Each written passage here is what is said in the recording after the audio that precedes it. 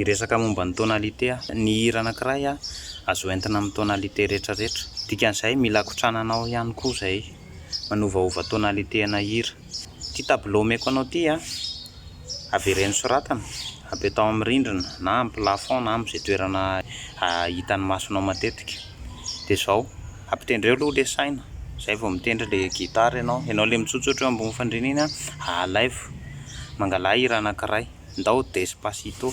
Despacito zany si mineur, sol, ré, la, tonalité ré zany. Avy eo oenty tonalité mi zay hira zay, oenty tonalité fa, oenty tonalité sol, oenty amin'ireo tonalité fito misy eo ireo. Aza mampiasapiasa capot mihitsiny fa ny tena ilaina dia ilay fahaizanao an'ireo accord rehetrarehetra ireo. Raha ohatra amin'ny farany foana ny vidéo fa misy zavatra mahasoa foana omeko ato. Abonneo ny chaîne, partageo ny vidéo, ataovy like ihany koa, ataovy j'aime.